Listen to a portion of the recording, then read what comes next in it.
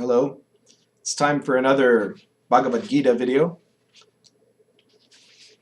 Today we're looking at chapter 5, verses 17 and 18.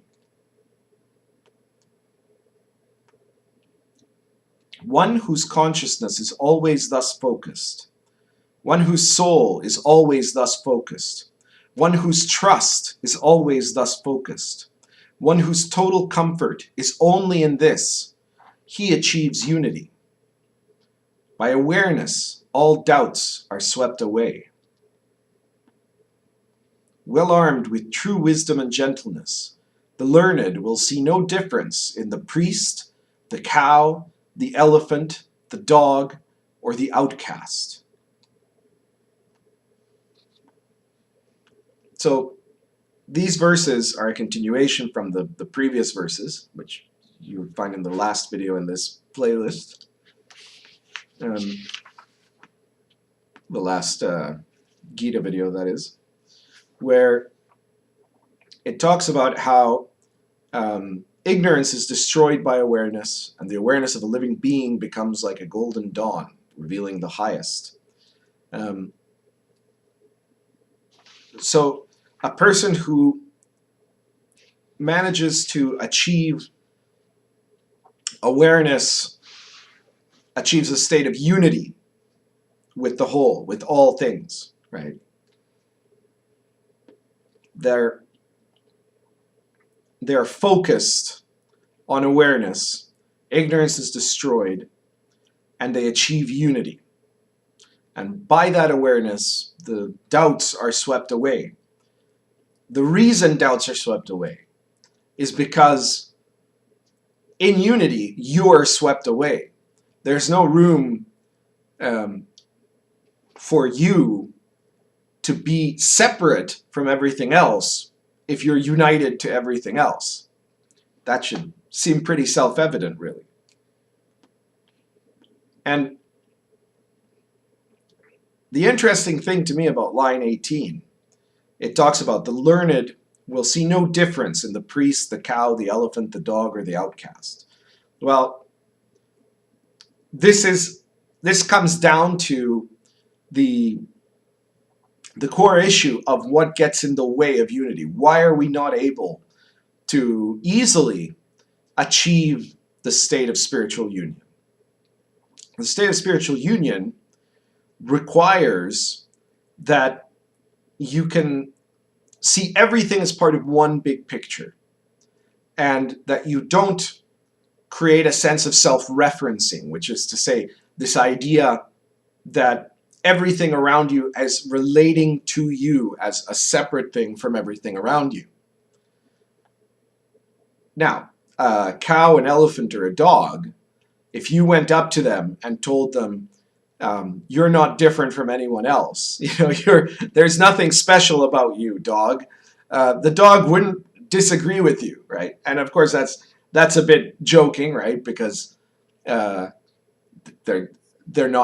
wouldn't be able to understand what you're saying, I guess, but they also wouldn't disagree with you in the sense that animals have no sense of this self-referencing perspective. They understand themselves as part of a big picture in as much as they're capable of understanding themselves. The difference is humans have that separate level of sentience, which has the effect of separating them.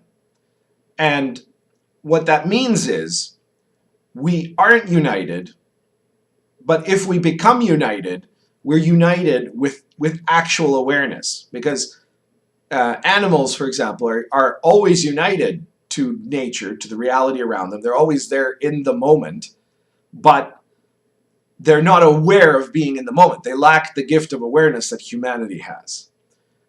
Humanity has that gift, but it has to learn how to achieve it. Because normally what you have is these maybe fleeting moments of tiny glimpses of awareness throughout your life, and surrounded by a whole ton of moments where you're completely not connected to everything around you. Now, if you told an outcast, let's say a beggar or something like that, right? That they're not more special than anybody else.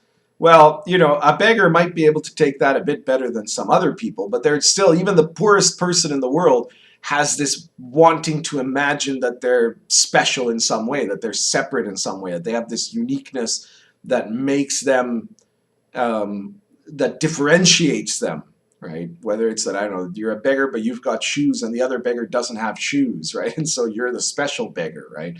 And good luck telling a priest that they're no better than anybody else, right? I mean, spiritual people are going to have the proportionate ego that says that you want to imagine that you're the one that can achieve all the things and be the center of the universe, right? And so a spiritual person, be it a priest or, you know, I don't want to specifically say priests, but I would mean from that anybody who's purportedly engaged in spiritual activity, there's the spiritual ego, right? This idea that, well, you know, I'm doing something special and thinking about these special things and praying to this special God, and God's listening to me, and so that makes me a special person, right? And it becomes very hard. And the only people who might have more of this illusionary nature of their own specialness than spiritual people are college students. Now, how does one overcome this? Well, the instruction to that is found in the what we've already covered previously, right? The renouncing of lust of result and being present in the moment, right? If you are always focused in this moment, that is to say, your soul is always focused in this moment, your trust is always focused in this moment, and your comfort, that is to say, the thing that fulfills you. I think comfort here is implying that from which you seek fulfillment, because people seek through fulfillment in things that aren't here, right? In things that are somewhere down the road or somewhere beyond you, behind you. You're stuck in the past or in the future.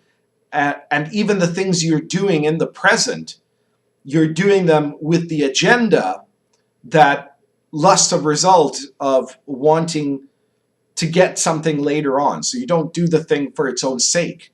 If you can learn how to do things for their own sake, to be here in the moment, to be present, and enjoy what you're doing right now as its own thing, as its own sake, that's where you have these experiences of unity. That's where you enter into that state of union. And that's where awareness develops. The more that you can enter into those states of union, the more that your sense of awareness will advance, and therefore the easier it'll become to enter into those states of union. It's a cycle, right? This is the practice of cultivation that we're talking about. So this is the key. You have to find a way to be here, to show up, and to make yourself just a part of what's going on right now and not separate from what is going on right now, and to make yourself a part of the whole space and time in this moment and not something separate that sees or experiences it but from a distance and in a state of separation. That's everything for today. If you haven't seen the other videos in this series, please check out the playlist. Check out the other videos in this channel and the other playlists.